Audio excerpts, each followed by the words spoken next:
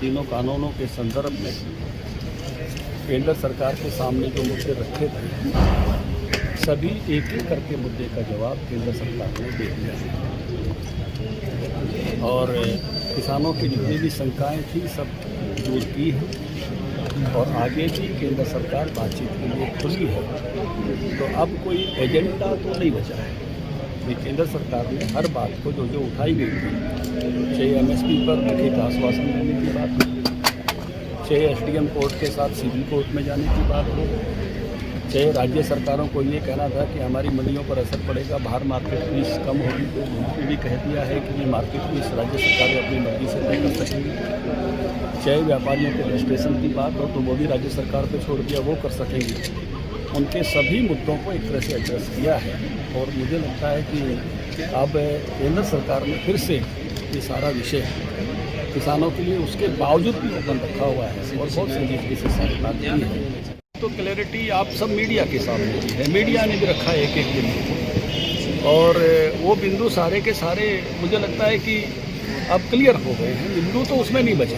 अब तो केवल जो है मैं कहूँगा कि इस प्रकार की एक बात जिसको ये कहना चाहिए कि कोई मुद्दा छोड़ा नहीं है और उस सारे में किसानों की विजय जिसको कहें वहाँ तक विषय पहुँच गया है। जितनी बातें उन्होंने कही थी वो सब स्वीकार कर दिया। किसान संगठनों ने तय करना चाहिए। मैं आपके माध्यम से कहना चाहता हूँ कि केवल आंदोलन करने में ताकत नहीं होती, आंदोलन को वापस लेने में भी ताकत होती है।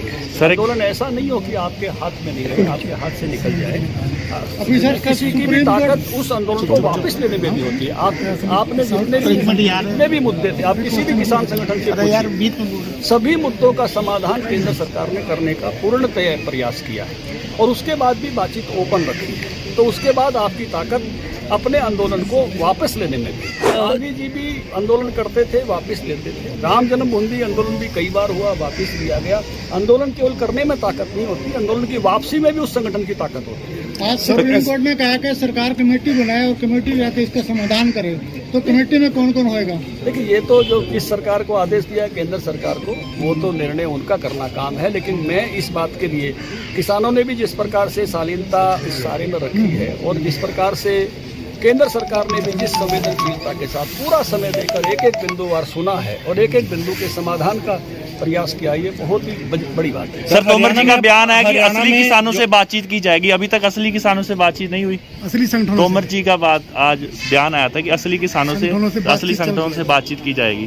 देखिए, संगठन तो किसानों के बहुत हैं देश में। जो संगठन आंदोलन कर रहे हैं उनसे बात हुई है और जो भी अन्य संगठन भी कोई सरकार से बात करना चाहते हैं, सरकार के दरवाजे सबके लिए। सर, मंत्रियों के विरोध शुरू हो चुका है। हरियाणा में अगर कल बात करें तो नायब सिंह सैनी का यहाँ पर विरोध किया गया। किसानों ने खुद ही उद्घाटन कर दिया जगह जगह पर शिलान्यास जाते हैं। देखिए, वो तो कुछ संगठन जो है वो एक हर आंदोलन की देखो एक अपनी मर्यादा होती है और आंदोलन तभी ताकतवर होता है जब अपनी मर्यादा में। लोकतंत्र की प्रक्रिया मर्यादा की प्रक्रिया है और लोकतंत्र की जो सारे विषय होते हैं वो भी मुद्दों के होते हैं। ये तो किसान संगठनों में तय करना है कि वो किस प्रकार से शालीनता पूर्वक लोकतांत्रिक पद्धति से अपनी बात को रखे हुए हैं और उसी प्रकार से रखने में किसान संगठनों की ताकत है। लेकिन सरकार के वो किसान कहीं पर भी जाके अपना जो फसल बेच सकता है। दूसरी तरफ मध्य प्रदेश के मुख्यमंत्री कह रहे हैं अगर यहाँ पर कोई भी आएगा तो उसके खिलाफ मुकदमा दर्ज किया जाए। देखिए, दो बातें हैं। किसी बात को भी आप स्पष्टता से जब समझेंगे और रखेंगे, आपको इन कानूनों ने आज़ादी दी थी कि आप किसी भी देश के हिस्से में ले जाकर अपनी फसल बेच सकते हैं सर, लेकिन आपको खरीदार भी चाहिए। हरियाणा सरकार जैसे बाजरा खरीदी 2150 खरीदा, 74 लाख क्विंटल बाजरा वो हरियाणा के किसानों को लाभ देने के लिए खरीदा है। जो तथाकथित किसान हितैषी होने का ढोंग करते हैं, उस राजस्थान ने राजस्थान के किसानों का बाजरा नहीं खरीदा। जो कथित किसान विदेशी होने का ढोंग करते हैं कैप्टन धर्मेंद्र, उन्होंने नहीं खरीदा। तो इसलिए जो खरीद रहे हैं वो अपने राज्य के किसानों को लाभ देने के लिए खरीद रहे हैं। एमपी के मुख्यमंत्री ने भी अपनी खरीद के लिए दिया। जो अड़ोस पड़ोस के राज्य हैं वो किसान हितैषी होने का ढोंग तो करते हैं लेकिन खरीदारी नहीं करते।